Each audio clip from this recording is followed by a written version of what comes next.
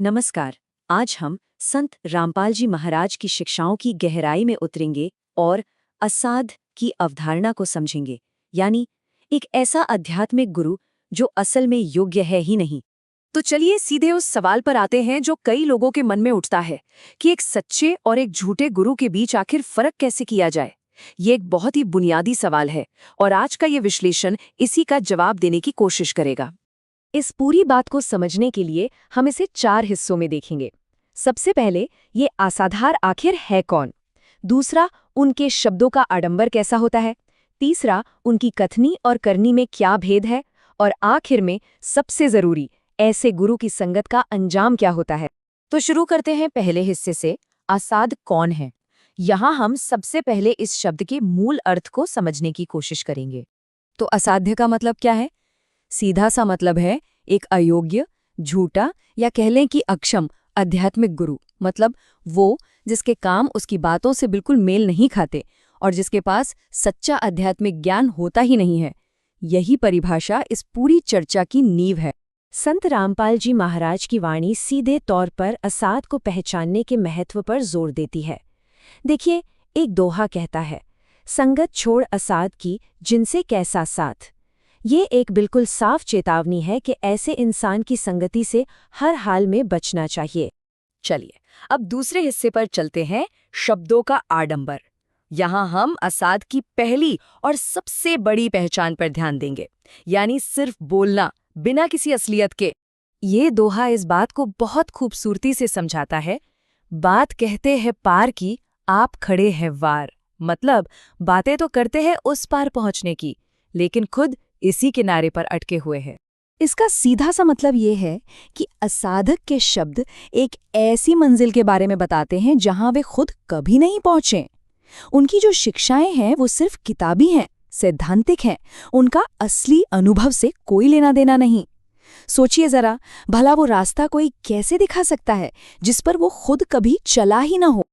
अब आते हैं तीसरे और सबसे अहम हिस्से पर, कथनी और करनी का भेद।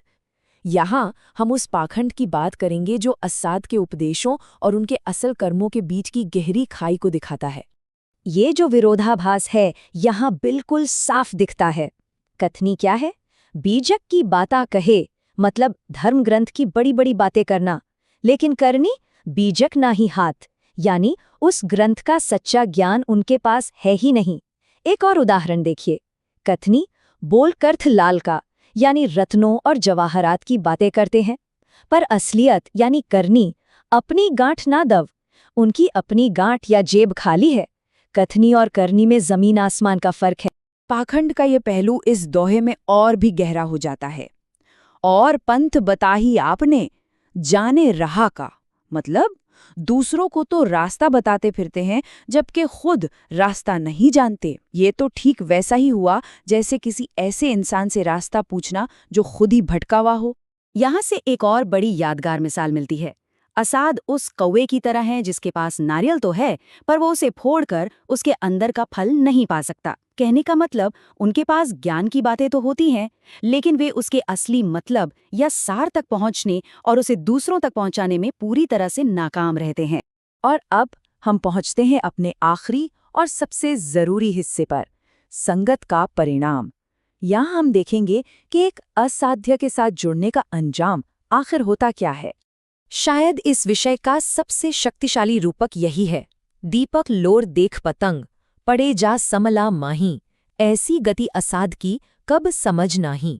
जैसे पतंगा दीपक की लौ देखकर उसमें कूद पड़ता है और जलकर खत्म हो जाता है, ठीक वही हाल असाध के अनुयायी का होता है जो सच्चाई को कभी समझ ही नहीं पाता। यहाँ अनुयायी ही वो पतंगा है जो झूठे ज्ञान की भ्रामक रोशनी की तरफ खिंचकर अपने ही विनाश की ओर बढ़ता है। ये एक बहुत गंभीर चेतावनी है कि हर चमकती हुई चीज सोना नहीं होती। तो फिर अंतिम नियति क्या है? अनुयायी एक जाल में फंस जाता है। सच्चा ज्ञान उससे कोसों दूर रहता है और ये रास्ता उसे मुक्ति से भटका देता है। वाणी में इसे जम किंकर की झूल में पड़ना कहा गया है, यानी यमदूत के जाल में फंसना। ये दिखाता है कि इसका परिणाम कितना ज्यादा गंभीर हो सकता है। तो चलिए अब तक की सारी बातों को समेटते हैं। एक असाध को पहचानने के मुख्य बिंदु क्या हैं? पहला, अनुभव के बिना कोरे शब्द। दूसरा, उपदेश देना पर खुद अमल न करना। तीसरा, सच्चे असल ज्ञान की कमी। और चौथा, जिसकी संगति का नतीजा हमेशा बुरा होता है। इसे याद रखने के लिए ये एक सीधी सादी चेकलिस्ट है। और अंत में एक सवाल जो हम सबको सोचना चाहिए। आज के इस युग में जहां हर तरफ अंतहीन जानकारी है, सच्चा विवेक आखिर कैसे पाया जा सकता है? ये एक ऐसा सवाल है जो इस प्राचीन ज्ञान को हमारे आज के दौर से जोड़ता है और हमें सोचने पर मजबूर करता है।